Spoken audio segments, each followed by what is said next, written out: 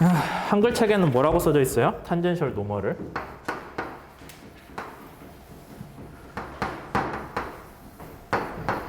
한글 책 없어요? 11.5A 챕터 이름이 뭐라고 돼 있어요? 한글 책 있는 사람들. 접선, 법선.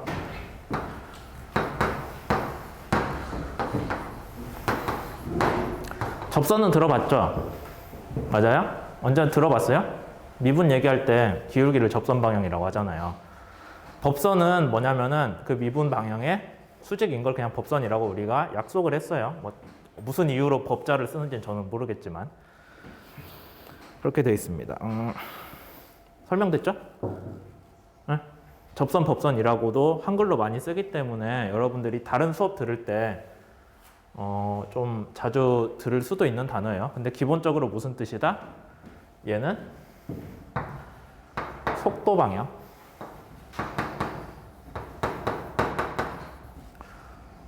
속도의 방향. 그 다음에 얘는 속도의 수직. 이렇게 많이 표현하죠. 뭐 여러분들을 욕하는 게 아니라 수직이라고 이렇게 표현 많이 합니다. 그렇게 돼 있으면은 우선 여기에서는 우리가 어떤 것들을 먼저 좀 약속을 하고 넘어가야 되냐면은 자주 나오는 기호가 있어요. 2의 탄젠셜. 책에서는 이거 책에서 2t라는 거 찾아볼 수 있죠. 뭐 한 중간쯤 가면 있잖아요. 식 11.34 보면은 2t 있잖아. 찾았어요? 근데 걔가 굵은 글씨예요, 얇은 글씨예요? 굵은 글씨로 돼 있을 거예요. 제 책이랑 같다면은. 이제 그게 굵은 글씨는 우리가 뭐라고 한다고 했어요? 스칼라가 아니라 벡터라고 한다고 했죠.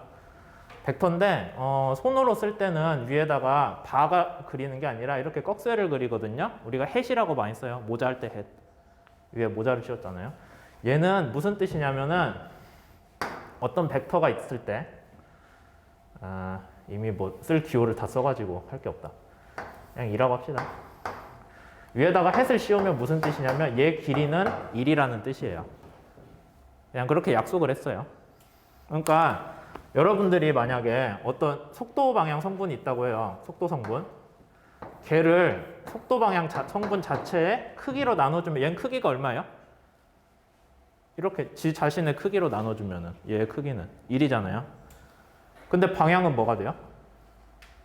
방향은 살아있죠. 벡터를 스칼라로 나눴으니 벡터잖아요. 그러니까 얘는 속도 방향이고 그걸 우리가 뭐라고 하기로 했냐면은 탄젠셜 방향이라고 약속을 한 거예요. 그럼 이거면 좀 이해가 되죠? 속도 방향 성분이 있을 때 그 속도를 탄젠셜 방향 성분으로 구해줬고 얘는 뭐다? 길이가 1이고 방향만 있는 벡터예요. 그래서 우리가 뭐라고 부르냐면은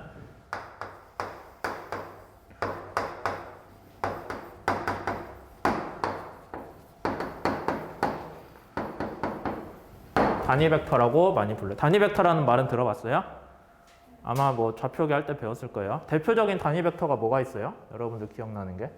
XYZ 성분에 대해서 단위 벡터 뭐 쓰는지 들어봤어요? IJK죠?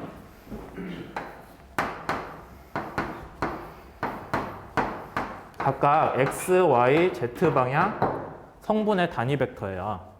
이해되세요? 그러니까 우리가 뭐 좌표기에서 3,2라고 쓰면 얘는 뭐다?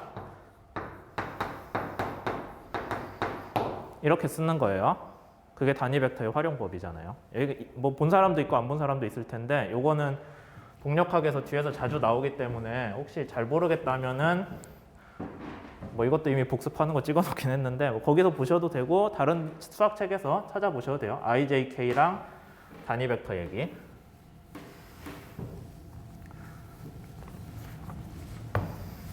요거 이해됐죠? 그러면 여기도 지울게요.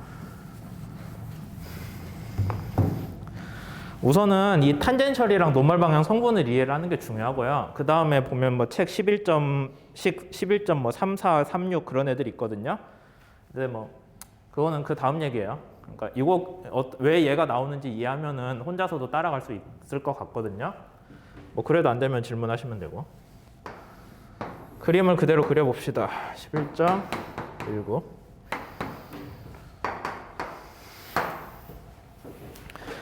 좌표 축이 x랑 y니까 얘는 뭐에 대한 그림이에요? 위치에 대한 그림이겠죠? 저번 시간에 여기에다 점 찍히면 뭐라고 했어요? 속도에 대한 거라고 했잖아요. 근데 지금은 위치에 대한 그래프고 뭐 이런 식으로 점 P가 움직였고 색깔을 칠해봅시다. 운동한 궤적이 있으니까 걔한테 접선인 방향 우리가 접선이라고 했잖아요. 걔가 무슨 방향 성분이에요? 이게 운동한 궤적이니까 거기에 접하는 기울기가 우리가 뭐라고 했어요? 속도잖아요.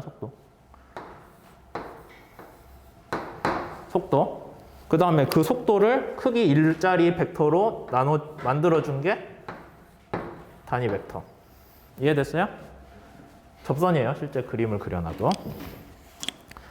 그 다음에 이제 일로 갔어요. 똑같은 방식으로 속도 변화는 있겠지만은 우리는 뭐만 보면 된다?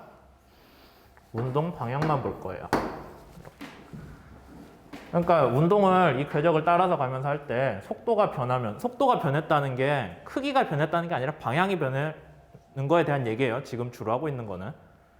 뭐 둘 다 변할 수도 있겠지만 처음엔 이 방향이었는데 얘가 일로 가면 이 방향으로 바뀌었잖아요. 이해되죠? 그렇게 돼 있고 그 다음에 우리가 약속을 하기를 이거 탄젠셜 방향, 접선 방향의 수직인 성분을 뭐라고 부르기로 했어요? 법선. 노멀이고 그러면 얘는 뭐라고 표현해 주면 좋아하겠어요? n을 붙여주면 되겠죠. 얘가 이렇게 나와요.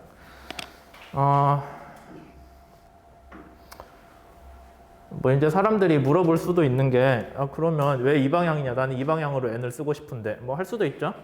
여러분들 취향 문제잖아요. 맞아요? 이쪽으로 해도 수직이긴 하잖아요. 근데 그렇게 잘 안 하고요. 어떤 순서를 따라가냐면은 x, y가 이렇게 나오죠. 순서가. 그러니까 얘도 똑같이 탄젠셜 노멀을 이렇게 찍어줘요. 뭐 그냥 그렇게 통일을 하는 게 여러분들이 나중에 문제 풀 때 안 헷갈려요. 나중에 뭐 플러스 마이너스 거꾸로 붙이고 하는 거는. 좌표계는 되게 오른손을 따라가는데 우리가 일반적으로 평면상에서 오른손이 x, y가 엄지, 검지니까 그거 따라서 간다고 보시면은 뭐 크게 틀리진 않아요. 뭐 물론 푸는 사람 취향 문제지만. 자, 여기까지 그림 이해됐어요? 이 궤적을 따라 움직이는데 거기에서 이렇게 있던 애가 이렇게 바뀌었어요. 그럼 제 이렇게 할까? 이렇게 있던 게 이렇게 바뀌었어요. 그럼 제 엄지손가락이 뭐 방향이 바뀌긴 했죠. 이 엄지손가락이 지금 탄젠셜 방향 단위 벡터예요. 접선 방향. 얘가 이렇게 가는 동안 크기는 변했어요? 엄지손가락이? 왜 안 변해요? 이미 단위 벡터라고 우리가 약속을 했잖아요. 크기 일자리 벡터이기 때문에 얘가 여기서 여기 간다고 해서 손가락이 늘어날 이유는 없죠. 얘도 노멀도 여기서 여기로 가니까 방향은 바뀌었죠? 근데 뭐는 안 바뀌어요? 크기는 안 바뀌어요. 단위 벡터니까. 그렇게 약속을 했고 이제 그러면 우리 저번 시간에 했던 것 중에 속도 벡터에 대한 평면으로 다시 생각해 볼 수 있죠. 위치 벡터 했으니까. 우리 이거 할 때 어떻게 했어요? 여기 있는 속도 벡터를 원점으로 끌어왔죠. 겹쳐놓고 했잖아요. 왜 그래도 돼요? 프리 벡터니까. 그러면 얘가 여기 둘이 있던 게 일로 왔다고 칩시다. 그대로 옮긴 거예요, 얘를. 근데 조금 확대는 하게요. 저거 그림이 너무 짧잖아. 그 다음에 얘는 조금 더 위로 이렇게 기울어졌죠. 그러니까 아마 여기 가져온다고 했을 때 우리가 왜 이래? 이렇게 될 거예요. 그 다음에 둘이 길이는 뭘로 같아요? 1로 같아요. 책에서 그 얘기를 하고 있거든. 근데 일같이 안 보이네. 비슷해 보여요? 길이? 비슷하겠죠? 그냥 비슷하다고 해요. 이제. 이렇게 돼 있으면 길이가 1이잖아요. 길이가 1이잖아요. 그러니까 얘를 반지름 일자리 원에 있는 것처럼 볼 수 있겠어요? 길이 1이니까 해도 되죠? 그 다음에 벡터가 어떻게 바뀌었어요? 여기에서 1로 갔잖아요. 그러니까 우리 저번 시간에 했던 것처럼 벡터의 변화량이 이 방향으로 갔죠? 끝에서 끝으로 이어주는 거잖아요. 벡터의 변화. 우리가 얘를 뭘로 할 거냐면 델타 2t라고 돼 있고 책에 뭐 이런 식으로 하면 되겠지. 이렇게 돼 있고 식은 정확히 뭐가 돼요? 애초에 있던 ET 더하기 델타 ET 햇이 ET 햇 프라임이 되는 거고, 그쵸? 그 다음에 요거 이제 우리가 정리해 줄 수 있잖아요. 델타 ET 햇은 뭐 이런 식으로 쓸 수 있다고 했죠. 그쵸? 벡터끼리 빼는 거 우리가 어떻게 한다고 저번 시간에 얘기했어요? 더하기는 더하기인데 뒤에 있는 애가 마이너스니까 벡터 방향 거꾸로 뒤집어서 더해주는 거다라고 했었잖아요. 이거 실제 계산하면. 그래서 얘가 이 방향으로 가는 벡터가 나와요. 이해됐어요? 네. 그럼 이런 식으로 됐고, 그 다음에 요거를 책에서 뭐라고 했냐면은 델타 각도 변화량이니까 세타라고 되어 있네요.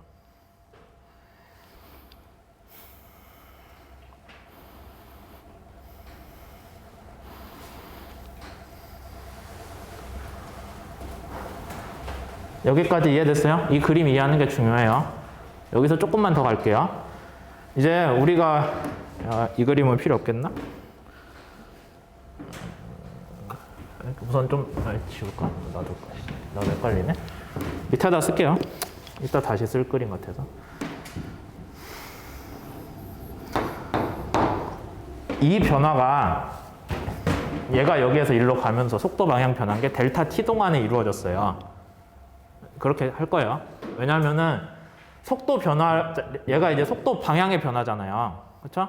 속도 방향의 변화인데 얘가 어떤 시간 동안 이루어졌다라고 하면은 속도의 변화량이 어떤 시간 동안의 속도의 변화량이 되고, 그럼 우리가 좋아하는 뭐가 돼요? 가속도가 되잖아요.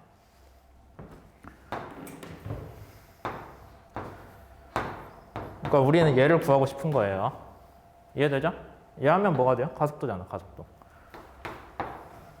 뭔진 모르겠지만 가속도 성분처럼 느껴질 거예요. 그래서 얘를 구하는 게 목적이 되는 거고, 근데 우선 얘를 구하기 전에 한번 봅시다. 델타 t가 엄청 작아져요. 델타 t가 0에 가까워지면은 델타 세타는 어떻게 될까요?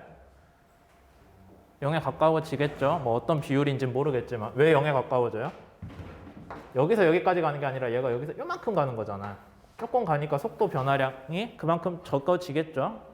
그러니까 아주 작은 속도 기간 동안에는 속도의 변화는 있지만 그 시간의 변화는 0에 가까워지면은 그동안 이 각도 세타의 변화도 0에 가까워지겠죠. 얘가 0에 가까워지면 이거는 둘이 직각에 가까워진다는 게 아마 저번 시간에 한번 얘기를 했었을 거예요. 어쨌든 얘는 삼각형이잖아. 삼각형인데 얘가 0에 가까워지면은 둘 다 직각에 가까워지겠죠. 진짜 직각은 안 되겠지만 그렇게 이해를 할 수가 있겠죠. 그럼 둘이 직각에 가까워지면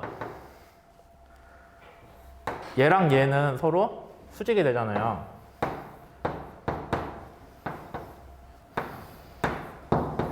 이렇게? 맞아요? 서로 수직이 되겠죠? 그 다음에 또 하나를 더 봅시다.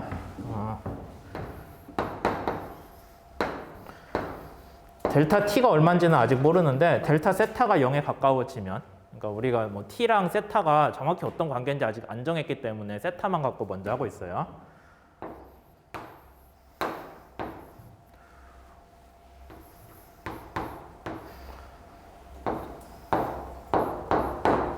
이거 얼마가 돼요? 혹시 이거 알아요? 모르나? 봅시다.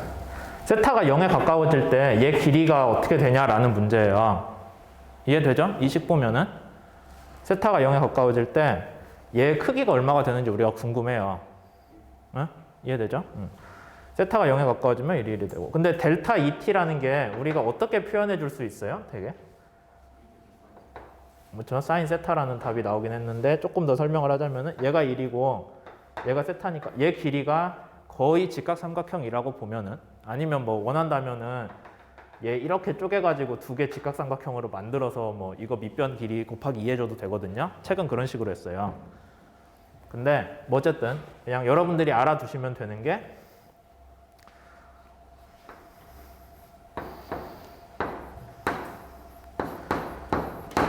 델타 세타분 결국엔 얘 길이가 1 곱하기 사인 세타랑 같거든요. 같아져요. 세타가 0에 가까워지면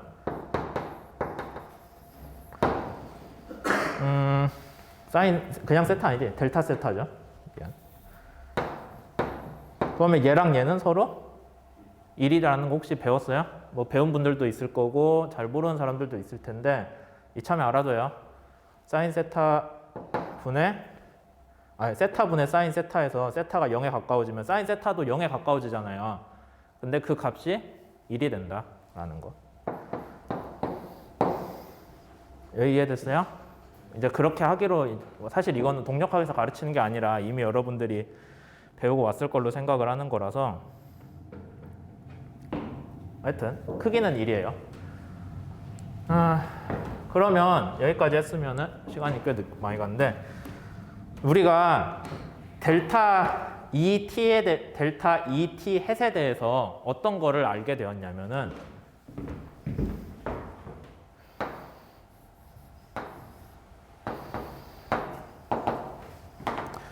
뭘 배웠냐면은 방향은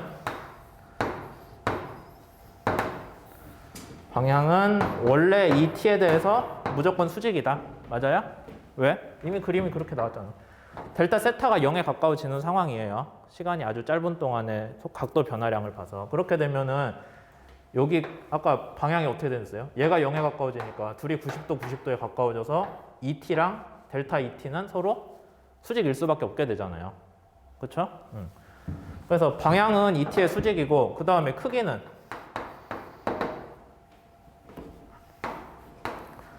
델타 세타가 0에 가까워질 때 아니면 델타 t 크기는 얼마가 돼요? 1이 되네. 여기서 했잖아요. 크기가 1이라고. 그렇게 되니까 델타 원래 탄젠셜 방향 속도 성분의 수직이고 크기가 1인 애는 우리가 원래 뭐로 생각했어요? 노말 성분이잖아요. 그러니까 얘가 노말 성분이네 라는 게 식 11.34가 되는 거죠. 칠판 너무 더럽게 썼다.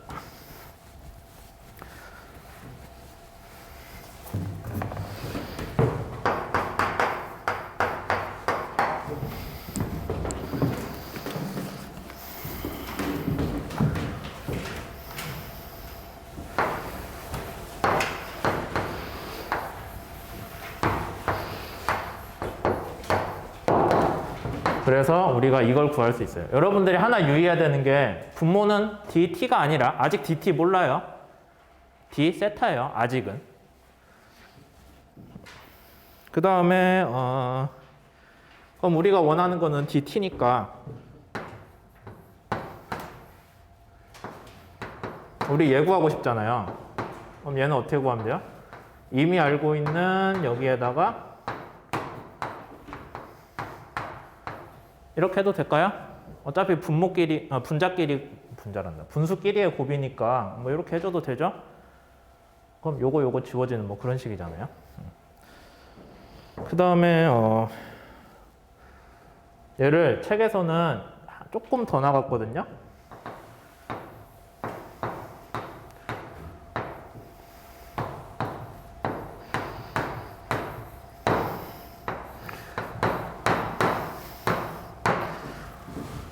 이렇게까지 쪼개졌습니다.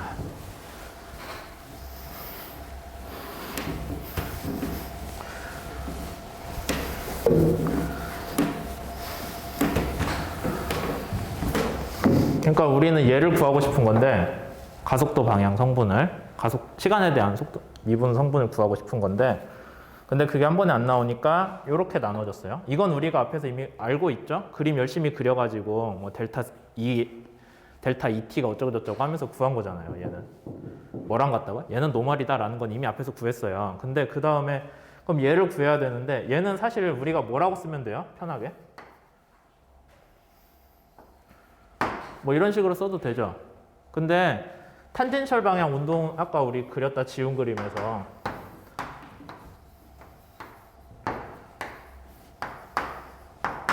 그러니까 정확히 얘기하면 얘하고 각도 차이예요. 각도 차이 시간에 대한 변화율인데 그게 이 그림만 갖고 얘기하기가 좀 어렵잖아요. 애매하잖아요. 그러니까 우리가 거기에서 한 발 더 나가자는 거거든요.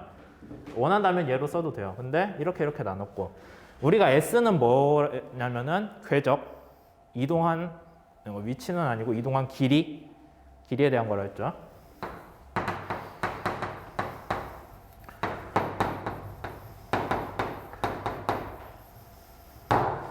그 다음에 이제 뭐 얘는 시간에 대한 거. 그러면 얘는 볼 것도 없이 뭐예요? t에 대해서 s가 변화량, 시간에 대해서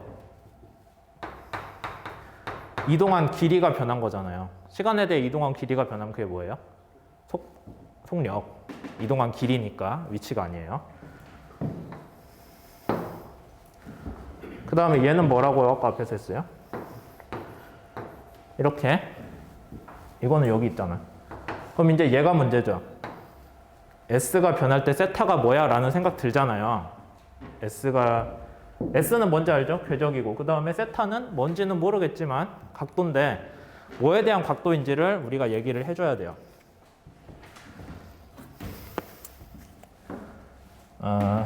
이거 그림을 갖고 하자. 여기서는 세타가 이제 어디서 튀어나왔냐면은 아까 우리가 운동의 뭔가 중심 방향이 원래는 없어요. 여기 뭐 얘가 이렇게 움직인다고 해서 어디를 중심으로 운동한다 그건 없는데 여러분들이 여기만 이만큼 따서 봐요. 막 확대하면 어떻게 되겠어요? 언젠가는 직선이라고 하기는 뭐하고 곡선의 뭐 거의 끝쯤 나오겠죠. 계속 확대하다 보면 이런 식으로 나올 거잖아요. 여기를 확대를 하면 그러면 얘는 이렇게 나올 거고 뭐 이런 식으로 나오잖아요. 그렇죠? 그럼 이렇게 확대하다 보면은 얘가 뭐랑 비슷해지냐면은 그 부채꼴 호랑 비슷해질 때가 오거든요. 그러니까 얘가 운동이 막 이런 식으로 돼 있으면 이거 누가 부채꼴 호라고 해요? 못하죠.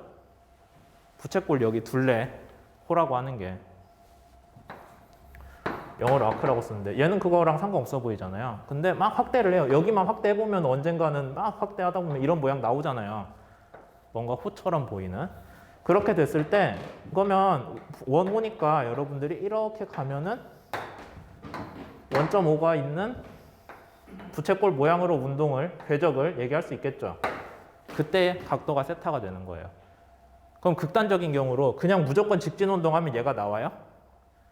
호 모양으로 우리가 볼 수가 없죠. 그러면 얘가 운동이 직진에 가까우면은 직진에 가깝다고 합시다. 그러면은 운동하는 얘를 원운동으로 대충 보고 싶은데 직진하는 운동이면은 이 원점이 어디에 있겠어요? 저기 멀리, 아예 더 멀리 찾아가다 끝날 거예요. 이런 식으로. 그래서 그냥 운동이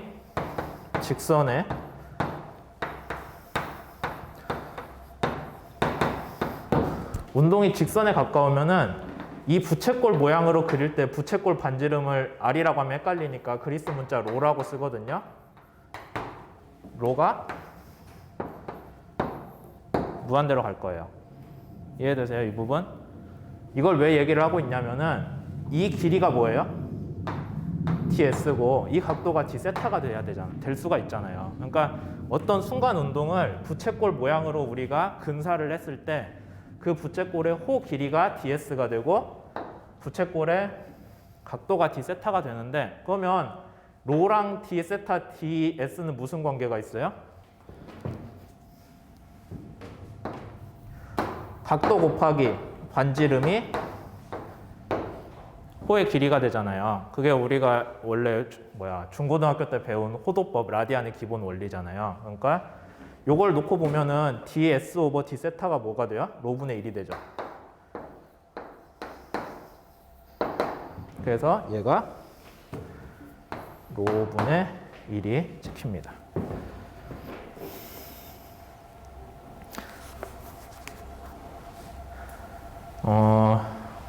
지금까지 설명 쭉 하긴 했는데 뭐 확실히 그냥 전에 배웠던 뭐 물리라거나 뭐 그런 것보다 조금 많이 나간 것 같은 느낌이긴 하잖아요. 그렇죠? 네. 근데 이제 이런 식으로 해석을 하는 게 동력학에서 자주 나오기 때문에 사실 처음 봤을 때 이해가 안 된다고 해서 아이 이거 때려치고 뭐 기다리면은 12장부터 뭔가 쉬운 얘기가 나오겠지. 전혀 그렇지가 않거든요.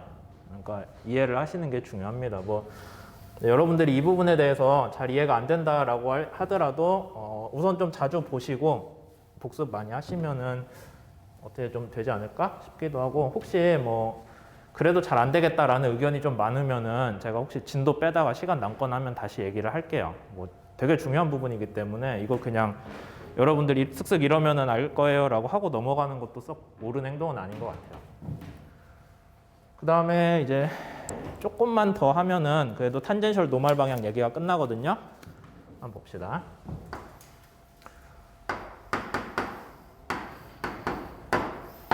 내가 녹화를 하고 있었나? 하고 있었구나. 몇 분 됐니? 25분이나 떠들었네? 좀 더 갑시다. 중간에 자르기 뭐하니까. 우리가 정말 구하고 싶은 거는 원래 뭐였어요? 이건 이미 약속된 거죠, 우리끼리. 속도 방향의 단위 벡터를 탄젠셜로 하기로 약속은 했잖아요. 그래서 시간에 대해 미분을 하고 싶어요. 그럼 뭐가 나와요? 가속도가 나오겠죠? 그렇잖아. 속도를 시간에 대해 미분했으면 가속도잖아요. 그러면 얘는 뭐가 돼요?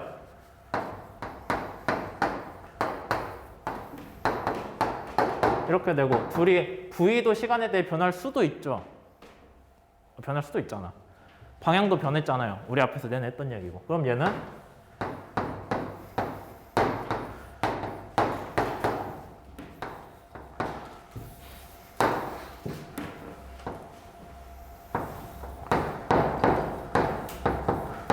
이렇게. 그 다음에 혹시 헷갈릴까봐 얘기하는데 여기 V는 속도예요? 속력이에요? 속력이에요. 왜냐면 방향은 여기서 알려주는 거잖아요. 얘는 크기만 알려주고. 크기만 있는 운동값이니까 속력이에요. 이렇게 됐고, 그 다음에 얘는 뭐 손댈 거 없는데, 아까 우리 얘만 이것만 가지고 열심히 손댔잖아요.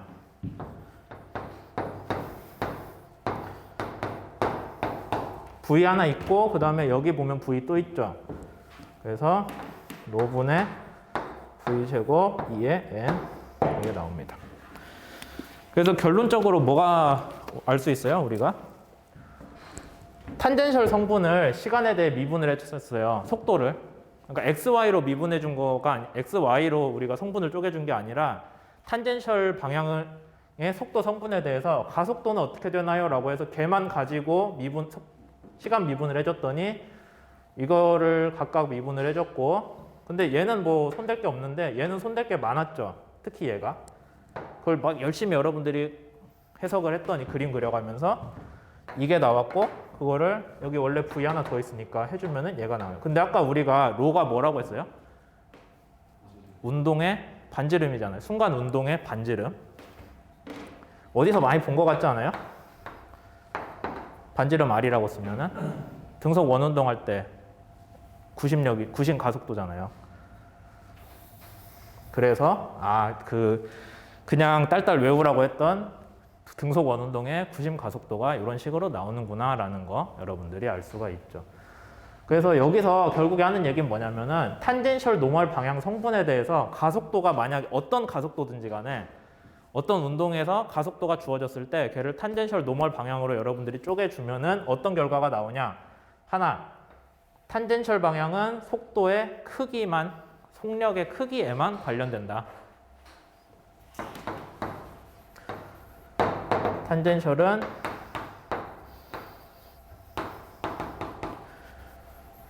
크기에만 관련된다. 그 다음에 뒤에는 뭐만 관련됐어요? 방향만. 우리 내내 그 얘기 했었잖아요. 방향에만 관련되는데 그 방향에 관련되는 거는 무엇이 관련을 하더라. 이거랑 속력의 제곱, 순간 속력이에요. 이게 가해질 순간 속력의 제곱이랑 그 운동에 이제 펼쳐질 궤적의 반지름인데, 얘는 운동에서 주어진 게 아니라 가속도를 줬을 때 결과로 나오는 애고, 얘는 뭐예요? 지금 상황의 속도니까 주어져 있는 거잖아요. 그러니까 같은 구심 가속도가 왔을 때 V가 크면은 얘는 어떻게 돼요? 얘가 크면 같은 가속도에서 얘가 크면은 얘는 줄어드나?